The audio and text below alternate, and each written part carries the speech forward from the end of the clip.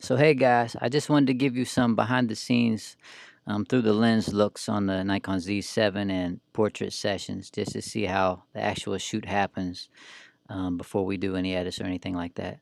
So today I had the Z7 of course, and right now what I'm shooting with in this frame is the 35 1.4 Sigma Art, and I was just waving her scarf to give a little effect, like as it was floating, and doing it on max frames per second, face detect on, and just to give you guys some ideas of, frame of mind on harsh light days like this, midday, 1 o'clock in the afternoon, and those clouds. You just find like a building to go in or something like that. We found the science museum, and they had a little fake train station in there. I'm not sure if we were supposed to be shooting in there or not, but we did anyway. Bought some tickets, and so I have a couple images that I pulled that I'm going to edit straight out of camera. I put one of my presets on, and then we'll edit this together in a few days. And you can just get experimental and find some doors, some glass, some windows to shoot through. That's good in the midday sun. Some more shots that are just straight out of camera, and then a preset, a little bit more moody, and then we'll edit that together later. And you can also find other more harsh light ideas where you can put shadows on their face and just get kind of creative. This right here is with the 58 1.4G. I use that a lot on this shoot. Um, it's not the sharpest lens, but it has a lot of character. I really like it for, just having fun and creating more of a dreamy image. I really like this shot. It's just different and unique. And I put a preset on it, and we'll edit it together, pull the shadows up and tone it a little bit more. We found a train in the backyard of this place, and it was really dark back there, but there was still some light coming in from the left hand side. And I'm using the 35 again right now, just because I was on the opposite side of the caboose, and there was about 3 or 4 feet between it, so I had to have something that would show a little bit of the train.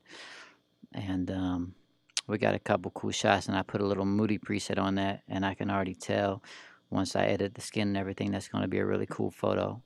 Pop it out a bit more. And I wanted you guys to see the 58 1.4G, and if you can look at the way we were shooting here, just I wanted to get a little bit of light on her hair.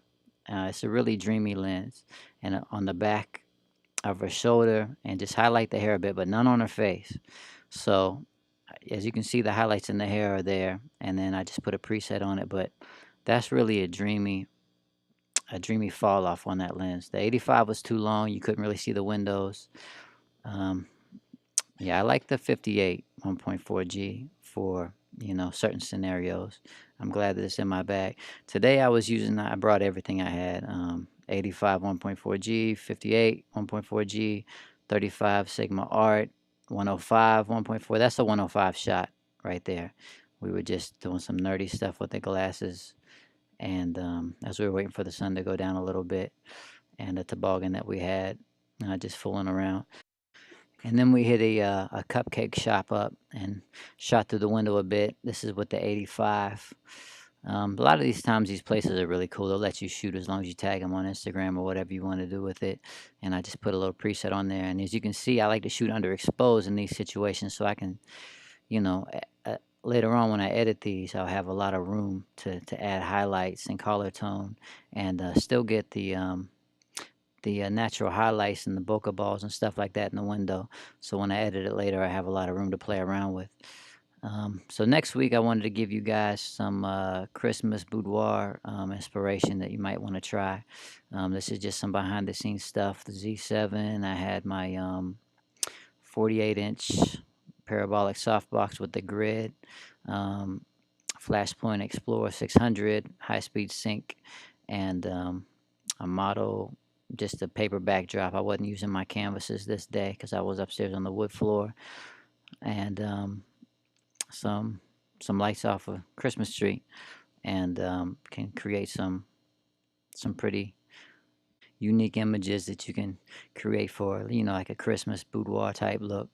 So just having some fun playing around. Make sure you like and subscribe. I want to keep making these videos for you guys and build the channel up. And make sure you go to prophotoedits.com and you can download my Photoshop actions and my Lightroom presets.